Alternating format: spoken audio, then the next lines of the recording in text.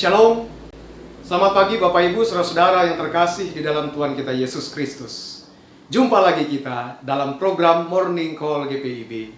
Hari ini bersama saya, Pendeta Hendra Purba, Ketua Majelis Jemaat GPIB Maranatha Sanggau. Sebelum kita membaca dan merenungkan sabda Tuhan, mari kita bersatu di dalam doa. Kita berdoa. Kami bersyukur kepadamu ya Bapa, atas anugerah-Mu pada pagi hari ini. Kami boleh bangun, dan sebelum kami melaksanakan banyak aktivitas di hari ini, kami mau mendengar sabda Tuhan, yang akan menuntun kami, yang akan mengajari kami, untuk melakukan yang benar, seturut dengan kehendak-Mu. Kami mohon kiranya Roh Kudus mengurapi kami, memberikan kami pengertian dan hikmat, supaya kami dapat menemukan kekayaan sabda-Mu itu, dan dimampukan untuk menjadi pelaku firman. Bersabdalah ya Bapa, kami umat-Mu telah siap untuk mendengar. Amin. Pembacaan Alkitab pada pagi hari ini diambil dari Amsal 20 ayat 6 sampai dengan ayat yang ke-7, yang tertulis demikian. Banyak orang menyebut diri baik hati, tetapi orang yang setia, siapakah menemukannya? Orang benar yang bersih kelakuannya, berbahagialah keturunannya. Demikianlah pembacaan Alkitab. Bapak Ibu Saudara-saudara yang terkasih, secara sederhana ayat 6 mau dikatakan begini. Menemukan orang yang menyebut dirinya baik hati itu mudah. Tetapi mencari orang yang setia justru susah. Mengapa itu terjadi? Karena orang yang pertama tadi suka mengumbar-umbar kebaikan yang sudah ia lakukan kepada orang banyak. Ia mau orang lain tahu apa yang ia lakukan, apalagi perbuatan baik. Dan kesimpulan orang tentang dia baik itu berdasar dari pengakuan bahwa dia baik. Dan orang yang seperti ini ingin tindakan baik yang ia lakukan menjadi viral, dan kemudian banyak orang yang memuji-muji dia.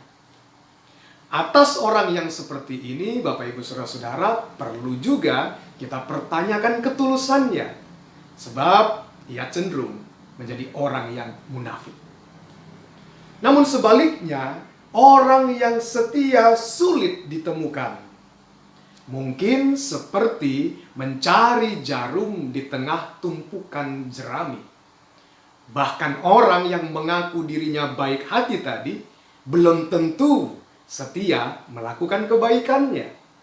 Bisa saja ia hanya berlaku baik saat ia berada dalam musim tertentu, atau dia berbuat baik kepada orang-orang tertentu saja. Untuk menjadi orang yang setia membutuhkan proses yang terkadang menyakitkan dan membutuhkan sebuah pengorbanan.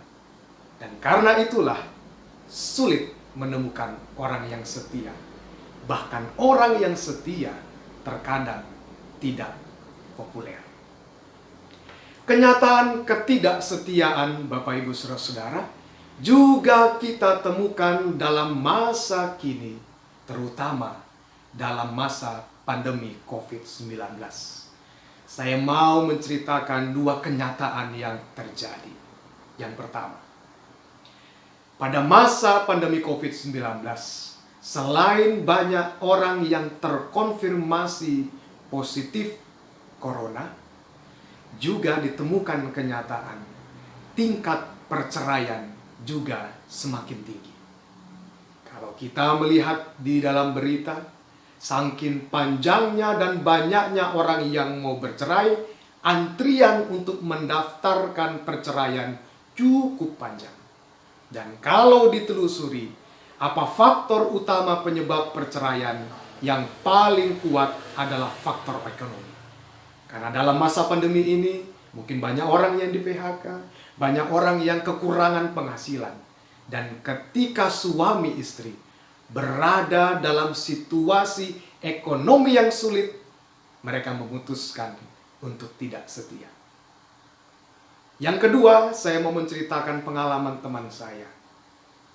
Ketika 6 bulan pertama kita mengalami pandemi COVID-19, teman saya adalah orang yang paling taat dan disiplin terhadap protokol kesehatan. Dan ia setiap waktu mengingatkan saya untuk taat seperti dia. Namun, memasuki bulan yang ke-7, tiba-tiba ia menjadi berubah. Dia sudah mulai berkerumun, dia sudah mulai melakukan berbagai kegiatan di berbagai tempat tanpa taat protokol kesehatan.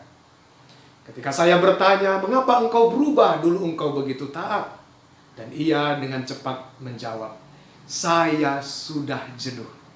Saya jenuh di rumah aja. Saya jenuh melakukan segala sesuatu di situ-situ saja. Dan karena itu ketika dia sudah jenuh, dia berubah menjadi tidak setia. Dan beberapa hari lalu, saya mendengar kabar bahwa teman saya tadi itu terkonfirmasi positif virus corona. Saya mau katakan Bapak Ibu, hidup kita saat ini berada dalam krisis kesetiaan. Keadaan kita sekarang adalah kehidupan yang langka orang-orang yang setia. Tapi firman Tuhan hari ini mengajak kepada kita. Di tengah kelangkaan seperti itu, sebagai anak Tuhan dan sebagai warga GPIB, kita tidak cukup hanya menjadi orang yang baik saja, tapi kita juga menjadi orang yang setia. Kita juga setia melakukan kebaikan di dalam kehidupan ini. Lalu pertanyaannya yang terakhir bagi kita, mengapa kita harus menjadi orang yang setia? Setidaknya ada 2 jawaban. Yang pertama, karena Tuhan kita setia. Ketika bayang-bayang maut dan salib sudah ada di depan mata, Yesus bisa saja memilih jalan pintas. Tetapi ia memutuskan untuk setia melakukan kehendak Sang Bapa. Ia rela menderita, ia rela disiksa, ia rela dicaci maki sebagai bentuk kesetiaannya kepada Tuhan. Jadi, ketika kita memilih untuk setia, maka itu sebagai wujud kita sedang meneladani Tuhan kita. Yang kedua, ada upah dan hadiah bagi orang yang berlaku setia.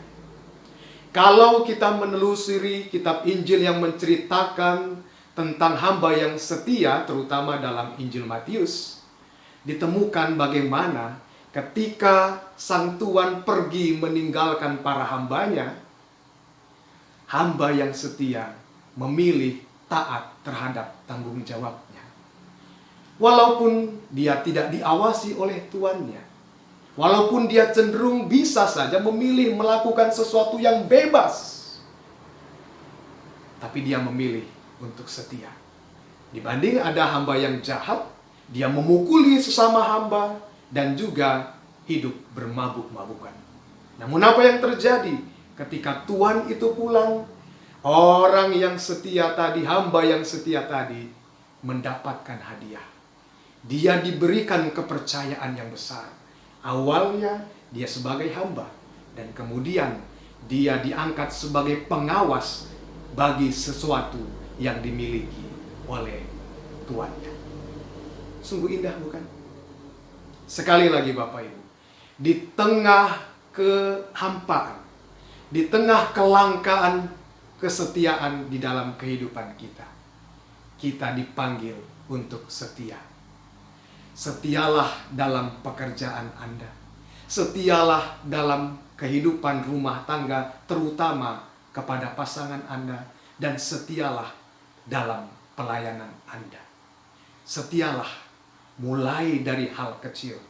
Dan setialah mulai lagi dari hari ini. Maka kita akan menjadi berkat bagi banyak orang. Amin. Kita berdoa. Kami bersyukur atas firman-Mu ya Tuhan, yang mengingatkan kami untuk selalu setia. Di tengah banyaknya ketidaksetiaan di dalam kehidupan ini, kami dipanggil untuk melakukannya, karena Tuhan Yesus sudah melakukannya untuk kami.